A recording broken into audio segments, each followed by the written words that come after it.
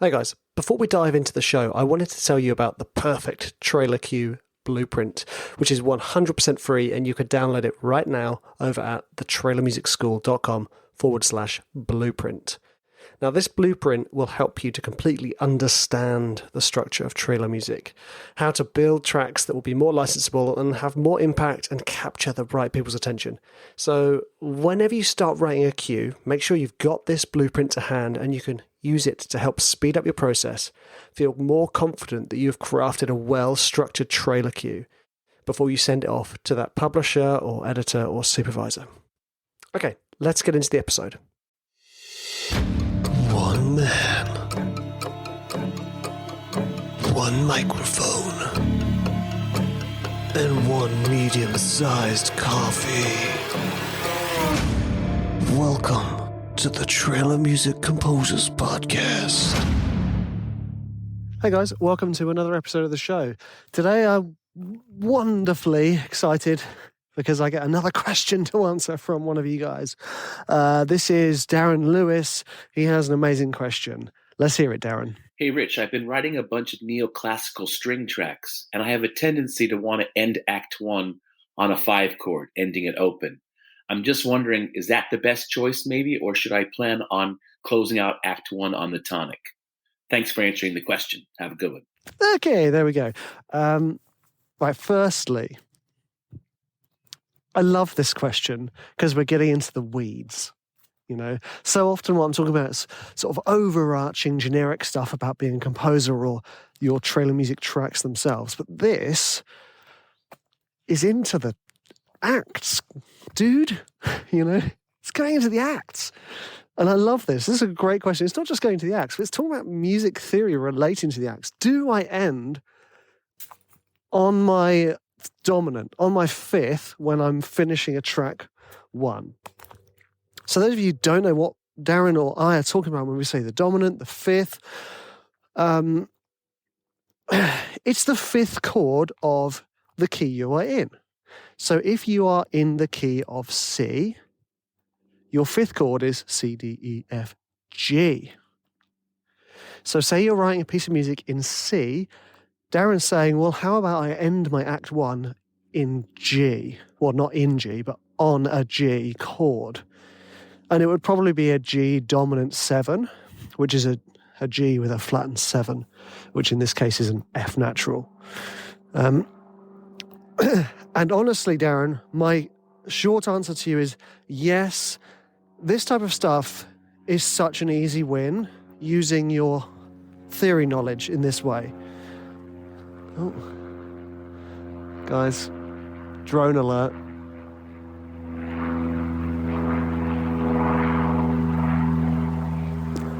So what the plane drone is telling me, there's something ominous going on. No, anyway, sample that, guys. That's a good one. What we're looking for is easy wins. Always easy wins.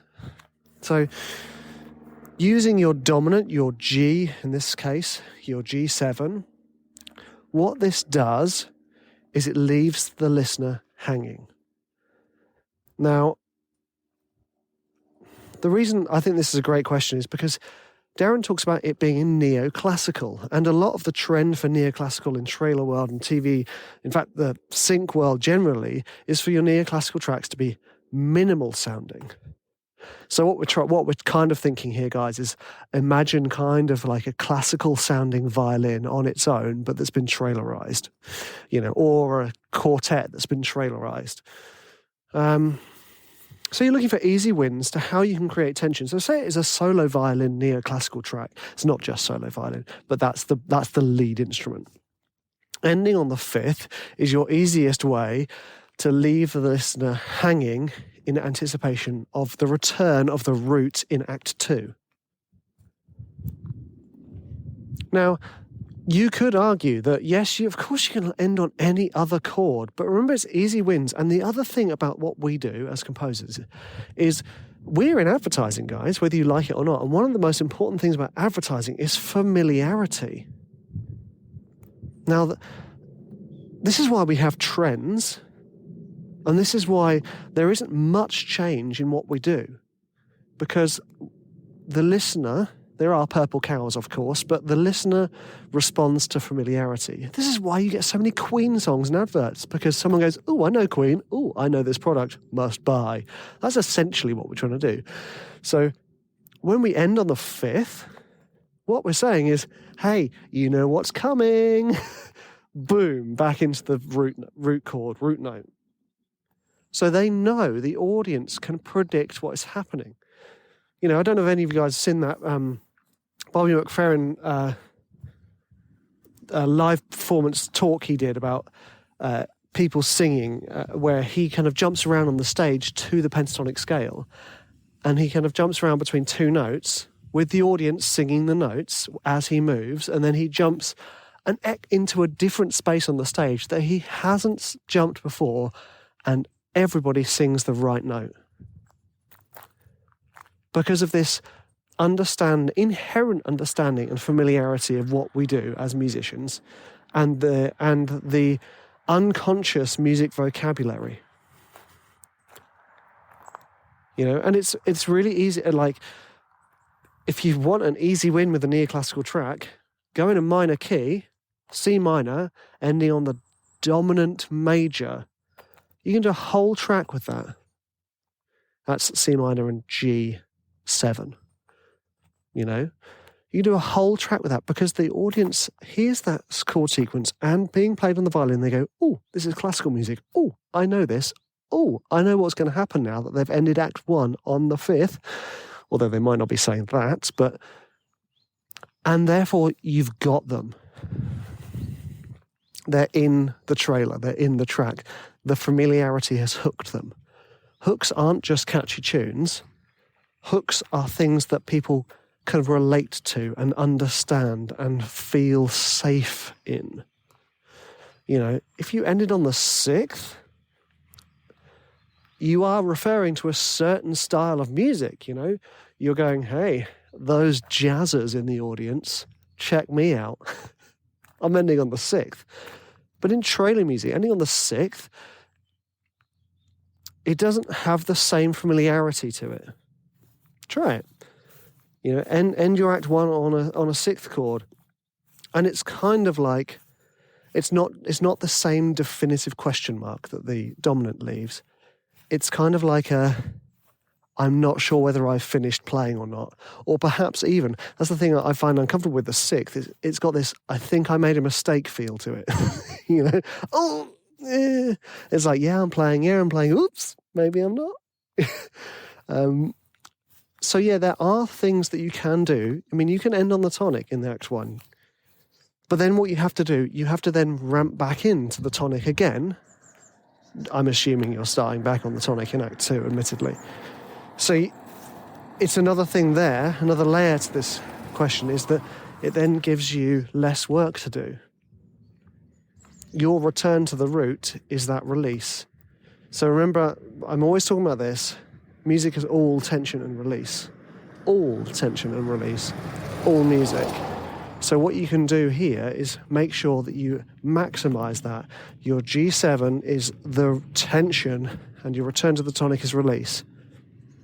It's very cliched in that it's not that it's cliched like, don't ever do that because it's such a cliche. It's cliched in the fact that it's so universally used all the time. But that's what's great about it. So yes, please end on your 5th in your neoclassical tracks, because also when you're dealing with this type of track, your voicings, the amount of notes being played at the same time, is often quite limited, often quite minimal. So those question marks you can place with those notes that you use are really important. You know, you can do things like end on the flattened 7th in a minor key. You can end on any chord, but you have to think about the tension and release. How that tension that you've created in that final chord is going to be released when we return into Act 2. And this applies to the end of Act 2, this applies to the end of Act 3. So if you end on the tonic, you then in your Act 1, you then have to think, How am I going to ramp back into Act 2? Am I going to make it harder for myself with regard to the scale, etc.? This isn't a hard and fast rule by any means, but it is one of my favourite things to do. And I used it extensively when I was recording those 4 neoclassical albums for Elephant, which was basically either a solo violin playing or a string trio.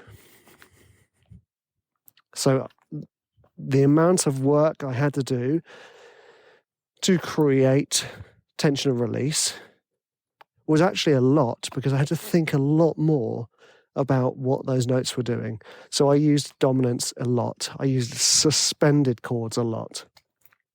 You know, a classic one that we do a lot in trailer music, in fact, all music, is, you know, you take your track into the dominant chord, but before you show it as a dominant, you show it as a sus chord. So sus4, and then you add in the 7th as you resolve from the sus chord down into the major, or in this case, the dominant. So what that looks like, for those of you who aren't sure what I'm talking about, it would be the sus4 if it was in G, if it was in C, but a G chord. The sus4 would be G, F, and D. Oh, sorry, not G, F, and D. G, C, and D. Because you're suspending the 3rd note, which is B, and you're adding the 4th note, which is C. So you'd go G, C, D, suspended, and then as you drop the C to a B, you throw in the F. Easy wins all round. It doesn't have to be a dominant. You can just end on the 5th. You know, have a sus chord, sus2 or sus4, before you resolve into the G major chord, and then that's the question mark that we're talking about. This is a brilliant question, Darin. I really, really liked this. And any of you got any other questions like this? Even if I don't know the answer, I'd quite happily jabber on about it for a while, because I bloody love talking about it. Because it's awesome. What I would say, if you guys aren't sure what I'm talking about, do a little research into this, because this stuff is really fun.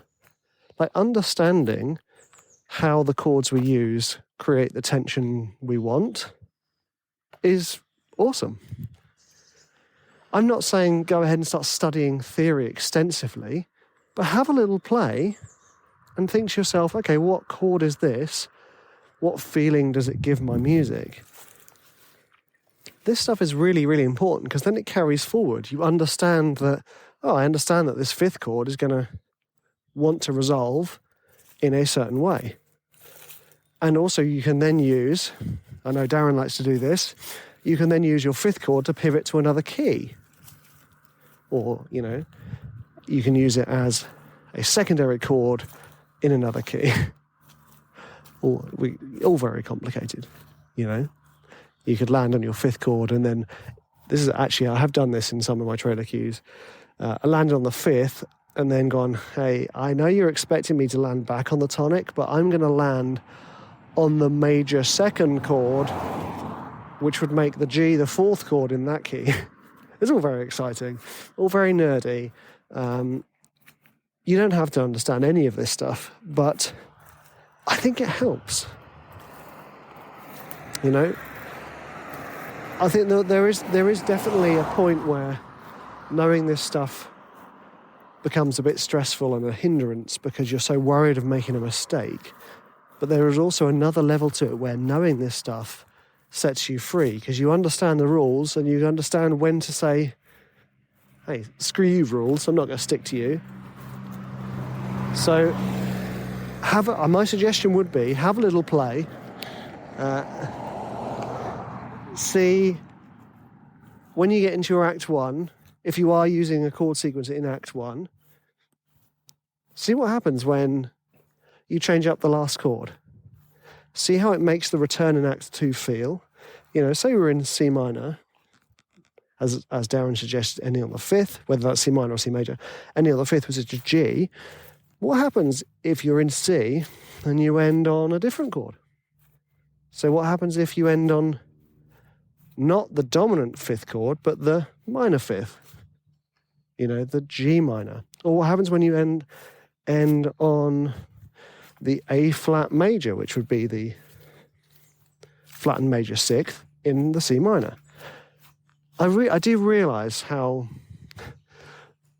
all of this sounds, by the way. It sounds very dense and quite difficult to understand. I hope I've made it clear and easy to understand. Now, some of you will be like, Rich, this is like GCSE music. I understand this very easily, and well done to you guys. But some of you might be thinking, I don't have a clue what he's talking about, and that's fine too. I'm not one to look down on other musicians, because I realise there's so many levels of greatness. You know, you may not know as much theory as me, but you might know a lot more about mastering than me. You might be a better performer than me. Yeah, there's so many things. You know, I found that when I was at university.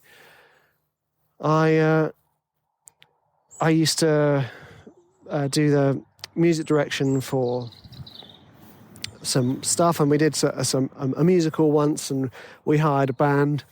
Well, there were sort of half of the band were my friends, and the other half of the band were students from another university. So the people who I brought on weren't proficient music readers, but they were great musicians.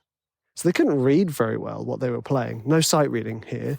But if you said to them, hey guys, this is the chord sequence, let's jam, they would bash out an amazing tune. Whereas the other side of the musicians, you'd put notes in front of them and they would never make a single mistake with the notes. You take the notes away from them, you'd see the sweat running down their face, you know. So it was quite an interesting dynamic. As a music director, I was stood there kind of in between, because I can read music but not great, and I can improvise but not great. So I was the master of none, I think what you'd call it. But so with this instance, I just want to put this out here, because actually talking about theory can be quite daunting for some of you, in the same way that talking about music production can be quite daunting for some of you. So don't let theory or music production be a boundary to you. All I did was I realised I didn't know enough about theory, and I wanted to, so I studied. Same with music production. If it makes you feel weird, or it gives you if that little voice is saying you should know about this, or I want to know about this, do it.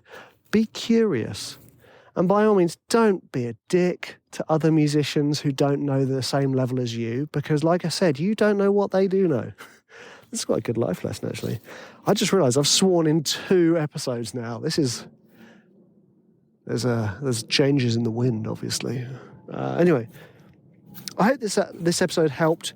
Whether it helped you feel confident that ending on the 5th is fine and brilliant and sounds amazing, or whether it helped you take some confidence to take a little step further and maybe develop your own theory knowledge or music production knowledge or whatever. Thanks for listening, guys. You're absolute legends, and I will speak to you in the next episode.